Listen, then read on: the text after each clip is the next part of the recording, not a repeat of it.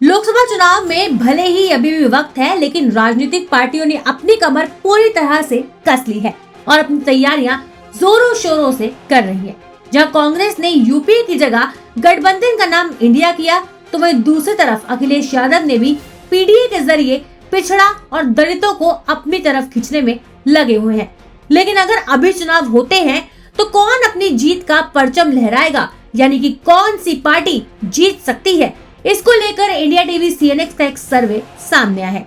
India TV CNX के सर्वे के मुताबिक अगर अभी यूपी में 80 सीटों पर लोकसभा इलेक्शन होते हैं तो उनमें से बीजेपी के खाते में आधे से भी ज्यादा सीटें आ सकती हैं। वहीं आंकड़ों की बात करें तो कुल 80 में से बीजेपी के खाते में 70, सपा के खाते में 4, कांग्रेस के खाते में 2, अपना दल के खाते में 2, सुबह सपा के खाते में 1, रालोद के खाते में 1 और बसपा के खाते में 0 आता हुआ नजर आ रहा है। लेकिन यहाँ पर हैरान करने वाली बात ये है कि बसपा के खाते में कोई भी सीट नजर नहीं आ रही है। जहां 2022 में विधानसभा चुनाव में बसपा केवल 1 सीट से जीती थी, तो वहीं अब 2024 के लोकसभा चुनाव में भी बसपा 2014 की तरह 0 सीट पर सिमटती हुई नजर आ रही है, यानी कि बसपा का खाता खुल ही नहीं रहा है। तो वहीं अगर हम 2024 के वोट प्रतिशत की बात करें तो बीजेपी 52% के साथ टॉप पर है, वहीं सपा 23%, बसपा 12%, कांग्रेस 4% और अन्य 9% वोट जाते हुए दिख रहे हैं। वहीं अगर हम 2024 के चुनावों में क्षेत्रवाद के हिसाब से लोकसभा सीट की बात करें तो अवध क्षेत्र लोकसभा सीटों की 14 सीटों में से बीजेपी 12 सीट ले रही है, सपा 0, बसपा 0, कांग्रेस 2 सीट ले रही है। वहीं बुंदेलखंड क्षेत्र की 4 सीटों की बात करें तो यहाँ बीजेपी 4 में से 4 सीट जीतती हुई नजर आ रही है, तो वहीं विपक्ष के सपा, बसपा और कांग्रेस पूरी तरह से 0 पर है।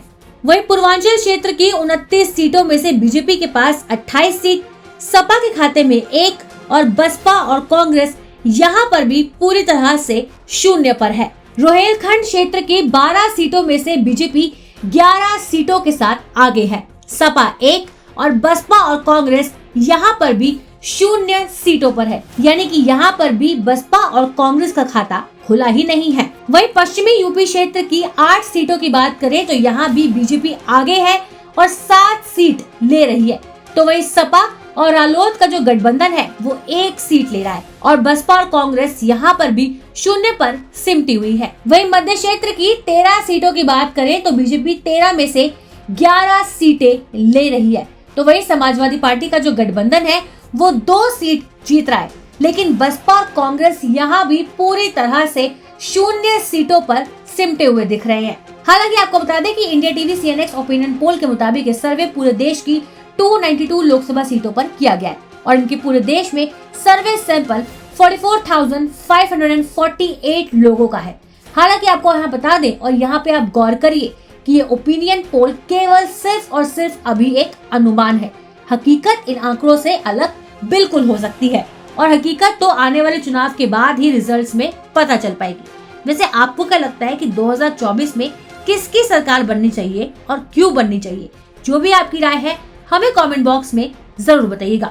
ब्यूरो रिपोर्ट, न्यूज़ तक।